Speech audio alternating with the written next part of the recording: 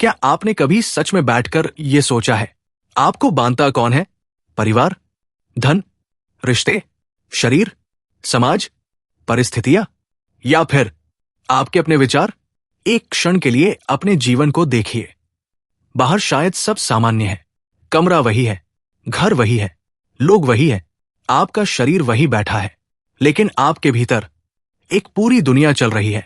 कभी भविष्य की चिंता, कभी अतीत का पछतावा, कभी किसी की कही हुई बात, कभी अपने सम्मान की चिंता, कभी धन की चिंता, कभी रिश्ते खोने का डर, कभी सफलता की इच्छा, कभी असफलता का भय, और कभी बिना किसी स्पष्ट कारण के भी मन अशांत। अब सोचिए, अगर बाहर की दुनिया कुछ समय के लिए बिल्कुल शांत हो जाए, लेकिन आपके विचार चलते रहें, तो क्या आपको शांति मिल जाएगी? शायद नहीं, क्योंकि कई बार समस्या बाहर नहीं होती। समस्या वो दुनिया होती है जिसे हमारा मन भीतर बना रहा होता है। एक व्यक्ति ने आपको कुछ कहा, उसके शब्द केवल 10 सेकंड तक बोले गए, लेकिन आपने उन्हें अगले 10 घंटे तक अपने भीतर दोहराया। उसने कहा, तुम गलत हो। वो चला गया, लेकिन आपके भीतर बातचीत शुरू हो गई। उसने ऐसा क्यों कहा? उसे ऐसा कहने की हिम्मत कैसे हुई? अब मैं उसे क्या जवाब दूंगा? बाकी लोग क्या सोचेंगे? मुझे उसे साबित करना होगा कि मैं सही हूं। ध्यान दीजिए, घटना 10 सेकंड की थी, लेकिन विचारों ने उसे 10 घंटे का बना दिया। यही मन की शक्ति है, और यही मन का बंधन भी है।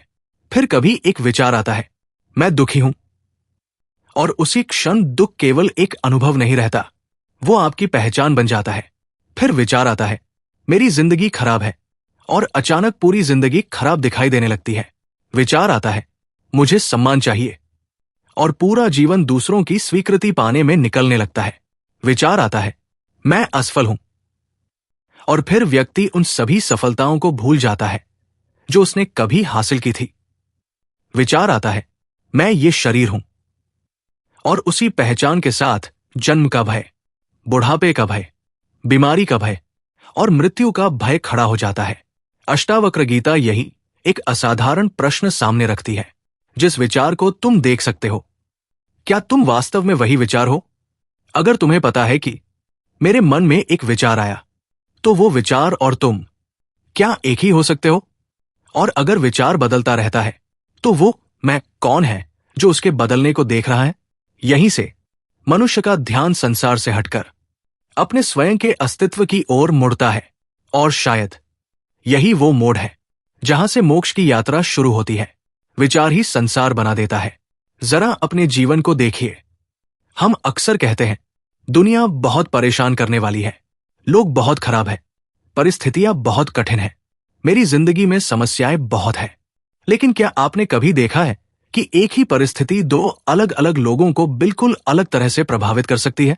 एक व्यक्ति बारिश को देखकर परेशान हो जाता है, दूसरा व्यक्ति उसी बारिश को देखकर आनंदित होता है। एक व्यक्ति अकेलेपन को अभिशाप मानता है, दूसरा व्यक्ति उसी अकेलेपन को स्वयं से मिलने का अवसर मानता है। एक व्यक्ति आलोचना सुनकर टूट जाता है, दूसरा व्यक्ति उसी आलोचना में सुधार का अवसर देखता है। घटना वही, लेकिन अनुभव अलग। क्यों? क्योंकि घटना के बीच में मन की व्याख्या खड़ी है। मान लो किसी मित्र ने आपको फोन नहीं किया। घटना इतनी ही है, फोन नहीं आया, लेकिन मन तुरंत कहानी बनाता है। शायद वो नाराज है, फिर शायद उसे मेरी जरूरत नहीं, फिर शायद वो किसी और के ज्यादा करीब हो गया है, फिर शायद लोग मुझे पसंद नहीं करते। और कुछ ही मिनटों में एक फोन कॉल का ना आना आपकी पूरी आत्मछवि पर हमला बन जाता है। लेकिन वास्तविकता क्या थी? शायद वो व्यस्त था, शायद उसका फोन बंद था, शायद वो खुद किसी परेशानी में था, शायद उसे समय नहीं मिला, लेकिन मन ने कहानी बना ली, और फिर कहानी को सत्य मान लिया। यही जगह है जहां विचार संसार बनाता है। बाहर घटना छोटी थी, भीतर विचार ने उसे विशाल बना दिया। इसीलिए अष्टावक्र की दिशा हमें घटना से ज्यादा घटना को देखने वाले मन की ओर ले जाती है, क्योंकि संसार में हर घटना को नियंत्रित करना संभव नहीं, लेकिन यह देखना संभव है कि उस घटना के बाद मेरे भीतर क्या उठ रहा है। विचार कहां से आते हैं? अब एक और गहरा प्रश्न, अगर विचार बंधन का कारण बन सकते हैं, तो ये विचार आते कहां से हैं? कभी आपने ध्यान दिया है आपने किसी विचार को बुलाया नहीं था, फिर भी वो आ गया। अचानक कोई पुरानी याद, अचानक किसी व्यक्ति का चेहरा, अचानक कोई डर, अचानक कोई इच्छा, अचानक कोई कल्पना। आपने नहीं कहा था अब मुझे चिंता करनी है, फिर चिंता आ गई। आपने नहीं कहा अब मुझे क्रोधित होना है, फिर क्रोध आ गया। आपने नहीं कहा अब मुझे अपने अतीत को याद करके दुखी होना है, फिर स्मृति आ गई। इसका अर्थ है मन में विचारों का आना जाना एक प्रक्रिया है, लेकिन यहां एक महत्वपूर्ण बात है। विचार का आना हमेशा आपके नियंत्रण में नहीं हो सकता, लेकिन उस विचार के साथ आपकी पहचान कितनी गहरी होती है, इसे देखना संभव है। मान लो विचार आया, मैं असफल हूं। पहले तुम तुरंत मान लेते थे, हां मैं असफल हूं। लेकिन अब अगर तुम रुककर कहो, मेरे मन में यह विचार आया कि मैं असफल हूं, तो क्या बदला? विचार वही है, लेकिन तुम्हारा संबंध बदल गया। पहले मैं असफल हूं, अब मेरे भीतर असफल होने का विचार उठ रहा है। पहले तुम विचार के भीतर थे, अब तुम विचार को देख रहे हो। यहीं से दूरी पैदा होती है, और जहां जागरूक दूरी पैदा होती है, वहीं से स्वतंत्रता की शुरुआत होती है। विचार को देखना सीखो। अब एक छोटा सा प्रयोग करो। जहां भी हो, कुछ क्षण शांत बैठो, आंखें बंद कर सकते हो, और अपने मन को देखो। उसे रोकना मत, उसे नियंत्रित मत करो। बस देखो, एक विचार आएगा, मुझे आज ये काम करना है, उसे देखो। फिर दूसरा आएगा, कल क्या होगा, उसे भी देखो। फिर कोई पुरानी घटना याद आएगी, उसे भी देखो। फिर शायद मन कहेगा, ये ध्यान काम नहीं कर रहा, उस विचार को भी देखो। ध्यान दो, तुम विचारों को देख सकते हो, इसलिए तुम विचार नहीं हो सकते। एक बादल आकाश में दिखाई देता है, बादल आकाश नहीं है, वो आता है, ठहरता है, फिर चला जाता है। उसी तरह विचार आते हैं, ठहरते हैं, और फिर चले जाते हैं। लेकिन जिस चेतना में वे आते जाते हैं, वो क्या है? यहीं से साक्षी की झलक मिलती है। तुम्हें किसी विशेष अनुभव की आवश्यकता नहीं, कोई रहस्यमय प्रकाश दिखाई देना आवश्यक नहीं, कोई चमत्कार होना आवश्यक नहीं। बस इतना देखना है, विचार दिखाई दे रहा है, और जो दिखाई दे रहा है उससे स्वयं को अलग पहचानने की संभावना पैदा होती है। विचार तुम नहीं हो। सुबह आपका विचार कुछ और था, दोपहर में कुछ और, शाम को कुछ और। कल आपके विचार अलग थे, बचपन में आपके विचार अलग थे, आज अलग है, और 10 साल बाद शायद फिर अलग होंगे। अगर विचार लगातार बदल रहे हैं, तो फिर वो कौन है जो कहता है, मेरे विचार बदल गए? एक बच्चा अपने खिलौने को देखकर कहता है, मेरा खिलौना। वो खिलौना बदल सकता है, लेकिन मेरा कहने वाला वही है। इसी तरह हम कहते हैं, मेरा शरीर, मेरा मन, मेरे विचार, मेरी भावनाएं, मेरा दुख, मेरा डर, मेरा अहंकार। ध्यान दीजिए, हर जगह मेरा है। तो वह मैं कौन है? यही प्रश्न अष्टावक्र के मार्ग का केंद्र बन जाता है। क्योंकि जब तक हम कहते हैं मैं दुख हूं, तब तक दुख से दूरी नहीं। जब कहते हैं मेरे भीतर दुख का अनुभव हो रहा है, तब देखने की संभावना पैदा होती है। जब कहते हैं मैं क्रोध हूं, तब क्रोध ही पहचान बन जाता है। जब कहते हैं मेरे भीतर क्रोध उठ रहा है, तब क्रोध एक अनुभव बन जाता है, और अनुभव देखा जा सकता है। यही साक्षी भाव की दिशा है। बंधन विचार में नहीं, पहचान में है। यहां एक बहुत गहरी बात समझनी होगी। केवल विचार आना बंधन नहीं है। मन में हजारों विचार आ सकते हैं, लेकिन हर विचार आपको बांधता नहीं। विचार तब शक्तिशाली बंधन बनता है जब तुम उसे अपनी पहचान बना लेते हो। विचार आया, मुझे गुस्सा आ रहा है, तुमने उसे देखा, कुछ देर बाद वह चला गया। लेकिन यदि विचार आया, मैं ही सही हूं, अब समस्या शुरू होती है, क्योंकि अब यह केवल विचार नहीं रहा, यह अहंकार की पहचान बन गया। विचार आया, मुझे सम्मान चाहिए, तुमने उसे देख लिया, वो चला गया। लेकिन यदि तुमने मान लिया, जब तक लोग मेरा सम्मान नहीं करेंगे, मैं खुश नहीं हो सकता, अब विचार ने तुम्हें बांध लिया। विचार आया, मैं असफल हूं। यदि तुमने कहा यह अभी मेरे मन में उठने वाला विचार है, तो वह देखा जा सकता है। लेकिन यदि तुमने उसे अपनी पहचान बना लिया, मैं असफल व्यक्ति हूं, तो हर घटना उसी पहचान का प्रमाण दिखाई देने लगेगी। यही कारण है कि मनुष्य कई बार परिस्थिति से नहीं, अपनी बनाई हुई पहचान से पीड़ित होता है। मैं की कहानी। अब थोड़ा और भीतर चलते हैं। जब आप कहते हैं मैं कौन हूं, तो मन तुरंत उत्तर देता है, मैं अमुक व्यक्ति हूं, मैं इस परिवार का सदस्य हूं, मैं ये काम करता हूं, मैं इतना सफल हूं, मैं इतना असफल हूं, मैं ऐसा स्वभाव वाला हूं। लेकिन ध्यान दो, ये सभी आपके बारे में जानकारी है। क्या ये स्वयं आप है? आपका नाम बदला जा सकता है, आपका काम बदल सकता है, आपका शहर बदल सकता है, आपका शरीर बदल सकता है, आपकी पसंद बदल सकती है, आपकी विचारधारा बदल सकती है, आपका स्वभाव भी समय के साथ बदल सकता है। फिर भी आप कहते हैं मैं, तो वो मैं किस ओर संकेत कर रहा है? अष्टावक्र का मार्ग इसी मैं की जांच करता है। ये केवल बौद्धिक प्रश्न नहीं, ये आत्मन्वेषण है। मैं कौन हूं? क्या मैं शरीर हूं? तो शरीर बदल रहा है। क्या मैं मन हूं? तो मन बदल रहा है। क्या मैं विचार हूं? तो विचार बदल रहे हैं। क्या मैं भावना हूं? तो भावनाएं बदल रही है। फिर जो इन सभी परिवर्तनों को जान रहा है, उसकी ओर देखो। मोक्ष का अर्थ विचारों को मारना नहीं। बहुत लोग सोचते हैं मोक्ष चाहिए तो मन बिल्कुल खाली करना होगा, एक भी विचार नहीं आना चाहिए। लेकिन यदि ऐसा होता तो सामान्य जीवन जीना ही असंभव हो जाता, क्योंकि जब तक मन है, विचार आते जाते रहेंगे। भूख का विचार आएगा, काम का विचार आएगा, परिवार का विचार आएगा, भविष्य का विचार आएगा, पुरानी यादें आएंगी, नई योजना आएंगी। इसलिए मोक्ष का अर्थ विचारों की अनुपस्थिति मात्र नहीं। मोक्ष की दिशा ये समझने में है कि विचार आते हैं, लेकिन मैं हर विचार नहीं हूं। क्रोध आए, लेकिन तुम क्रोध को देख सको।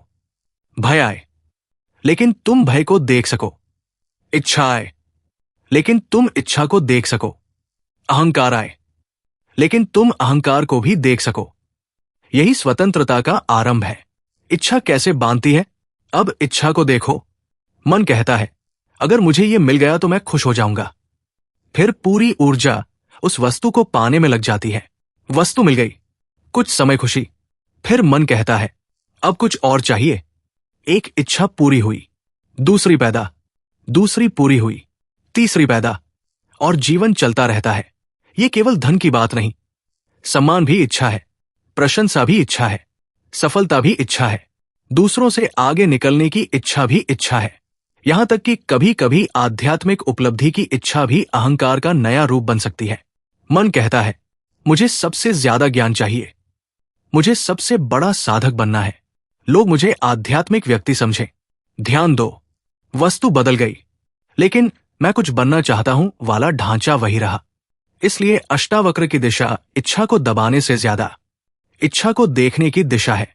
इच्छा उठी, उसे देखो, उसकी शक्ति को देखो, उसके पीछे छिपे डर को देखो।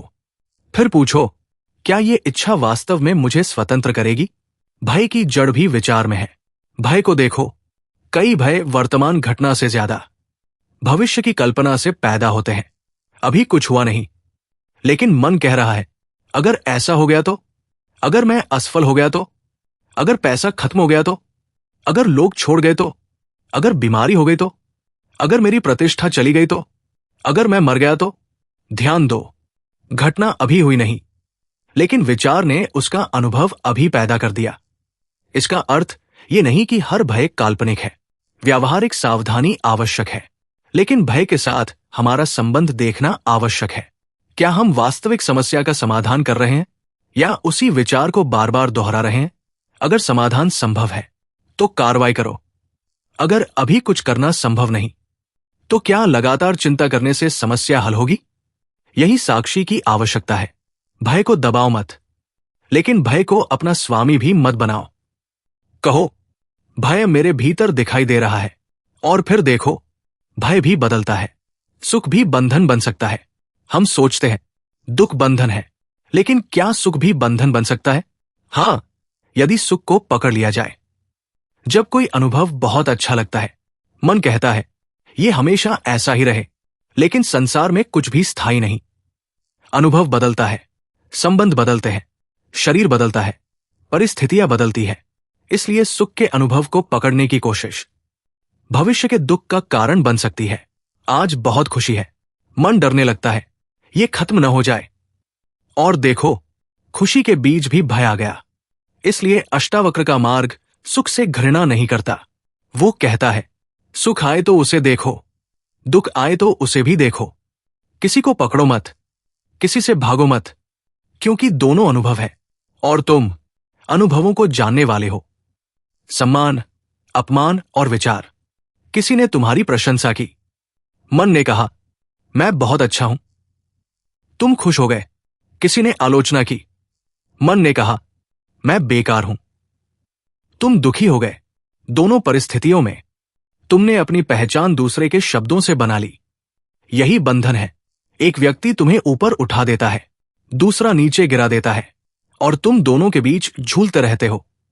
लेकिन यदि तुम देख सको, प्रशंसा का विचार उठ रहा है, अहंकार का अनुभव उठ रहा है, अपमान का दर्द उठ रहा है, बदला लेने की इच्छा उठ रही है, तो तुम इन सब के साक्षी बन सकते हो।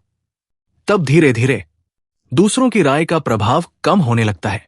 तुम्हें यह समझ आने लगता है, किसी की राय मेरे अस्तित्व का अंतिम सत्य नहीं है। अतीत भी विचारों का संसार है।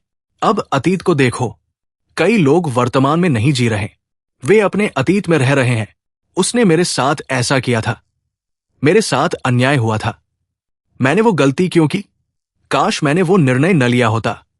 अतीत बदल नहीं सकता, लेकिन मन उसके साथ बातचीत जारी रख सकता है। एक घटना 10 साल पहले हुई, लेकिन तुम उसे आज भी जी रहे हो। किसी ने तुम्हें चोट पहुंचाई, और वो व्यक्ति शायद आज अपने जीवन में आगे बढ़ चुका है, लेकिन तुम उसी घटना को अपने भीतर पकड़े हुए हो। यहां एक कठोर प्रश्न पूछो, क्या मैं घटना को पकड़े हुए हूं, या घटना के बारे में अपने विचार को? क्योंकि स्मृति एक विचार बनकर वर्तमान में आती है। उसे देखो, उसके साथ तुरंत मत बहो।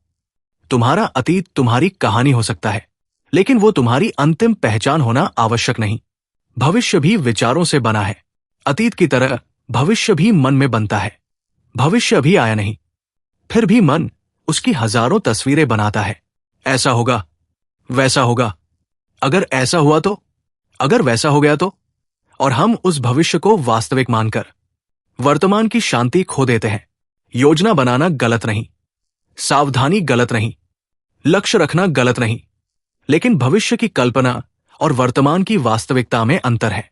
तुम योजना बनाओ, फिर वर्तमान में लौट आओ, क्योंकि जीवन हमेशा अभी में घट रहा है। विचार भविष्य में दौड़ सकता है, लेकिन चेतना वर्तमान में अनुभव कर रही है। यही अंतर देखना साक्षी भाव को गहरा करता है। कर्ता कौन है? अष्टावक्र की शिक्षा में एक और गहरी गांठ है, कर्ता भाव।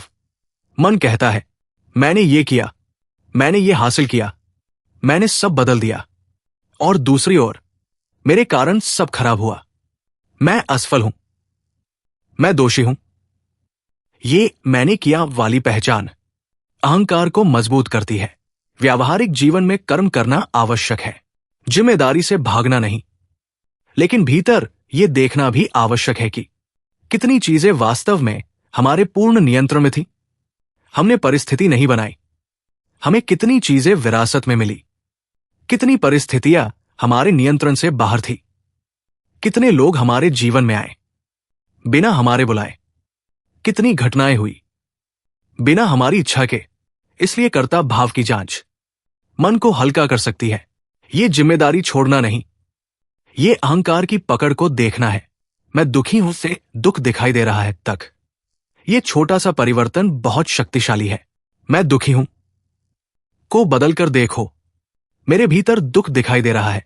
मैं क्रोधित हूं को देखो, मेरे भीतर क्रोध उठ रहा है। मैं डर गया हूं को देखो, मेरे भीतर भय का अनुभव हो रहा है। मैं असफल हूं को देखो, मेरे मन में असफल होने का विचार है। इसका अर्थ समस्या को नकारना नहीं, बल्कि समस्या और अपनी चेतना के बीच एक स्थान बनाना है। उस स्थान में चैन की संभावना पैदा होती है। वही प्रतिक्रिया और जागरूकता अलग होने लगती है। पहले विचार आया और तुम तुरंत उसके पीछे चले गए। अब विचार आया, तुम उसे देख सकते हो, और यही भीतर की स्वतंत्रता का बीज है। क्या साक्षी भाव जीवन को निष्क्रिय बना देगा? कुछ लोग सोच सकते हैं, अगर मैं हर चीज को साक्षी की तरह देखता रहूंगा तो क्या मैं कुछ करूंगा ही नहीं? नहीं, साक्षी भाव निष्क्रियता नहीं, बल्कि स्पष्टता है। क्रोध में निर्णय लेने और स्पष्ट मन से निर्णय लेने में अंतर है। भय में निर्णय लेने और वास्तविक परिस्थिति देखकर निर्णय लेने में अंतर है। अहंकार में निर्णय लेने और सत्य देखकर निर्णय लेने में अंतर है। साक्षी भाव तुम्हें जीवन से दूर नहीं करता, वो तुम्हें अपनी मानसिक प्रतिक्रियाओं का गुलाम बनने से बचाता है। तुम काम करो, लेकिन काम के साथ अपनी पहचान मत बांधो। सफलता मिले, काम जारी रखो। असफलता मिले, सीखो और आगे बढ़ो। सम्मान मिले, विनम्र रहो। अपमान मिले, सत्य देखो और उचित कदम उठाओ। यही संतुलन है। विचारों को रोकने की कोशिश क्यों असफल होती है? कभी आपने कोशिश की है, मैं ये विचार नहीं सोचूंगा, और फिर वही विचार और ज्यादा आने लगता है। क्यों?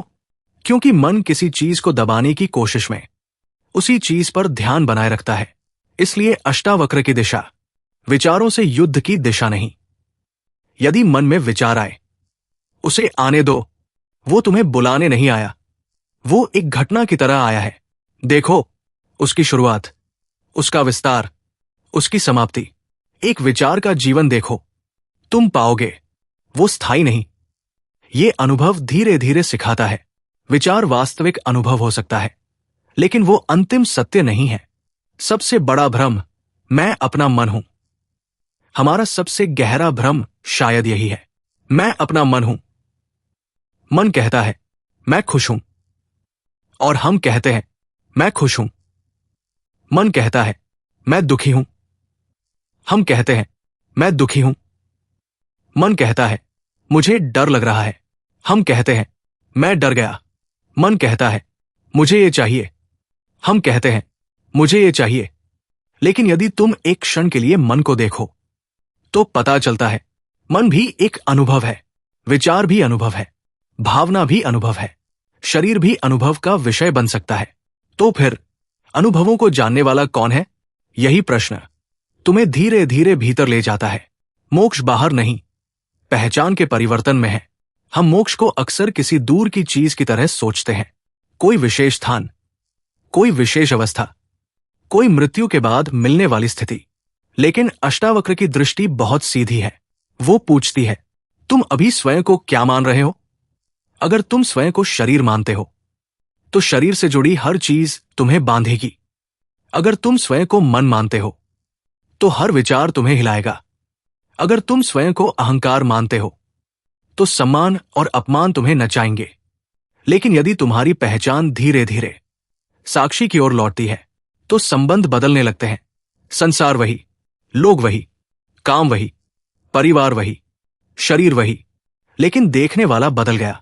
यही कारण है कि मोक्ष को केवल बाहरी परिवर्तन के रूप में देखना, अष्टावक्र की दृष्टि को छोटा कर देना होगा।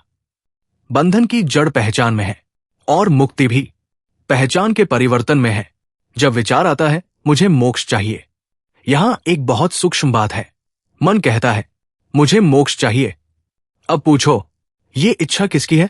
मन की।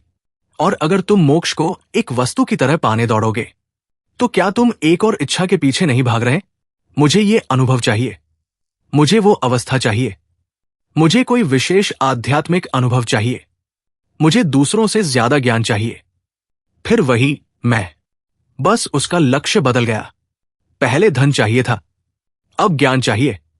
पहले सम्मान चाहिए था, अब आध्यात्मिक सम्मान चाहिए। पहले सफलता चाहिए थी, अब मोक्ष की उपलब्धि चाहिए। इसलिए साक्षी की दिशा यहां भी आवश्यक है। मोक्ष की इच्छा को भी देखो और पूछो जिसे मोक्ष चाहिए वो कौन है? ये प्रश्न बहुत गहरा है। एक साधारण उदाहरण कल्पना करो, एक व्यक्ति समुद्र किनारे बैठा है, लहरें उठ रही हैं। एक लहर बड़ी, दूसरी छोटी, तीसरी तेज, चौथी शांत। यदि कोई केवल लहर को देखे तो हर क्षण परिवर्तन दिखाई देगा, लेकिन समुद्र वो सबको धारण किए हुए है।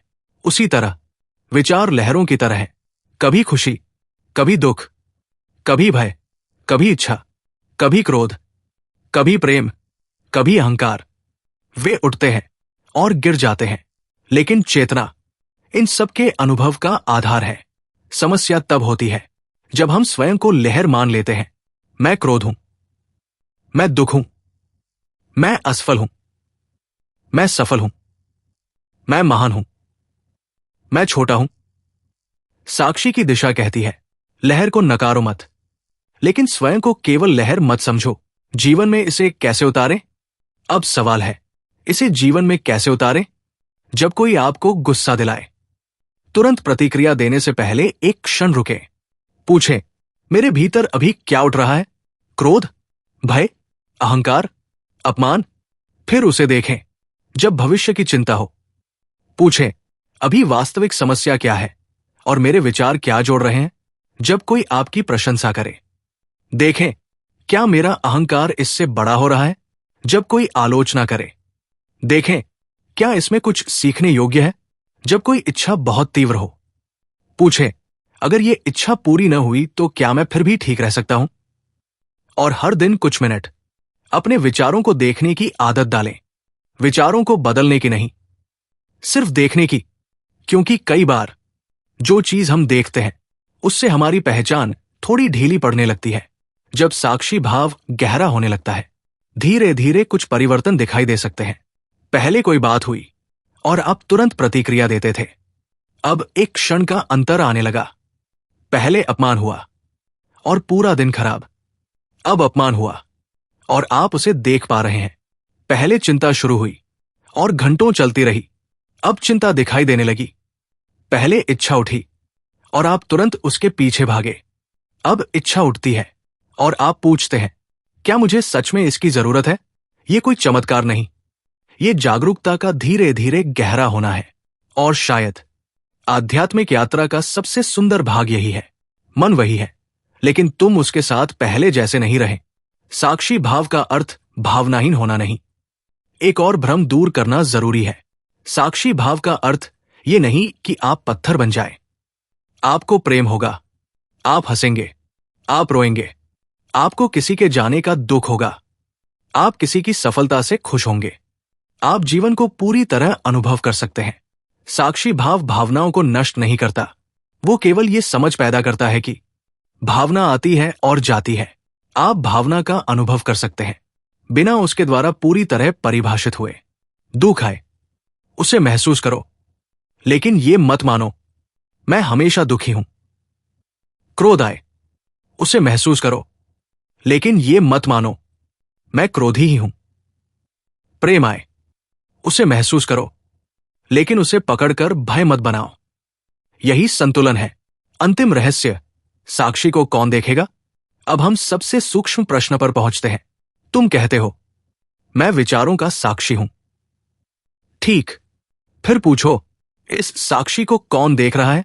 यदि तुम साक्षी को भी किसी वस्तु की तरह देखने लगो, तो वो फिर देखने योग्य वस्तु बन जाएगा।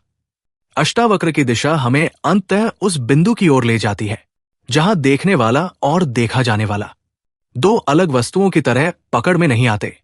यहां शब्द कम पड़ने लगते हैं, क्योंकि मन हर चीज को वस्तु बनाकर समझना चाहता है। लेकिन स्वयं को जानना किसी बाहरी वस्तु को जानने जैसा नहीं।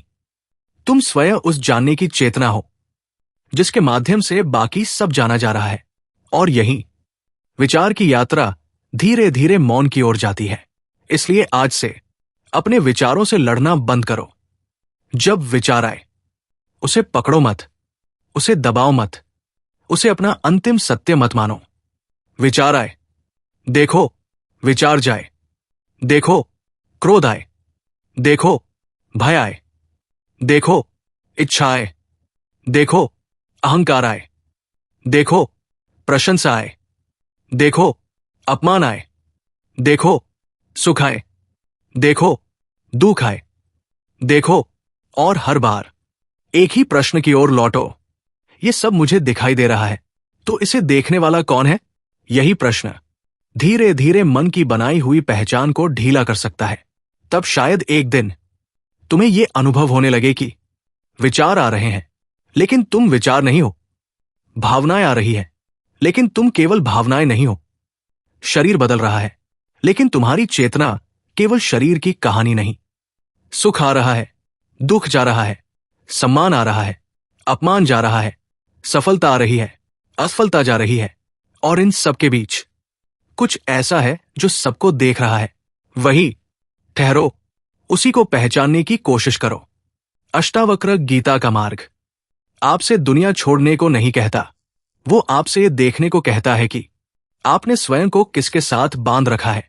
आप अपने विचार नहीं हैं, आप अपनी इच्छाएं नहीं हैं, आप अपना भय नहीं है, आप अपना क्रोध नहीं है, आप अपनी सफलता नहीं है, आप अपनी असफलता नहीं है, आप अपनी प्रशंसा नहीं है, आप अपना अपमान नहीं है, आप अपनी सामाजिक पहचान भी नहीं है। ये सब जीवन में आते हैं और चले जाते हैं, लेकिन इन्हें जानने वाली चेतना इन सब की साक्षी है।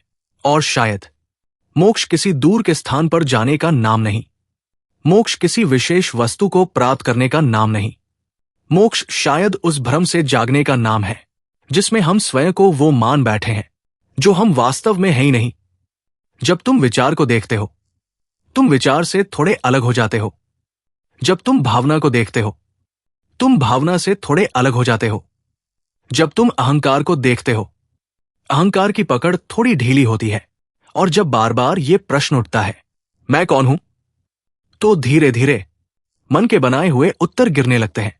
नाम गिरता है, भूमिका गिरती है, उपाधि गिरती है, सफलता असफलता की कहानी गिरती है, सम्मान और अपमान की कहानी गिरती है। विचार आते हैं, जाते हैं, लेकिन तुम उन्हें जान रहे हो। यही रुककर एक बार फिर पूछो, विचार बदल रहे हैं, लेकिन मैं कौन हूं? शायद इसी प्रश्न में पूरी यात्रा छिपी है, क्योंकि जिसे तुम खोज रहे हो वो किसी दूर के भविष्य में नहीं, जिस मोक्ष के लिए तुम दौड़ रहे हो शायद उसकी दिशा बाहर नहीं, भीतर है। और जिस सत्य को तुम हजारों विचारों में खोज रहे हो वो विचारों के बीच नहीं, विचारों को जानने वाली जागरूकता में है। इसलिए विचार आते रहें, उन्हें आने दो। विचार जाते रहें, उन्हें जाने दो। सुख आए, उसे देखो, दुख आए, उसे भी देखो। सफलता आए, देखो, असफलता आए, देखो, प्रशंसा आए, देखो, निंदा आए, देखो, और धीरे धीरे उस देखने वाले की ओर लौटते जाओ। क्योंकि शायद विचारों से मुक्ति विचारों को खत्म करने में नहीं, बल्कि ये जानने में है कि तुम विचार हो ही नहीं। और जिस दिन ये बात केवल बुद्धि से नहीं बल्कि भीतर उतर गई, उस दिन शायद तुम्हें पहली बार समझ आएगा, मोक्ष कहीं जाना नहीं है, मोक्ष उस भ्रम से जागना है जिसमें तुम स्वयं को मन समझ बैठे थे। विचार आते जाते रहेंगे, मन अपनी लहरें उठाता रहेगा, दुनिया अपना खेल खेलती रहेगी, जीवन बदलता रहेगा, लेकिन तुम साक्षी बने रहो। यही जागरूकता, यही आत्म पहचान, और शायद यही मुक्ति की दिशा है। विचार से साक्षी तक, साक्षी से आत्मबोध तक, और आत्मबोध से मोक्ष तक। यही है विचार से मोक्ष।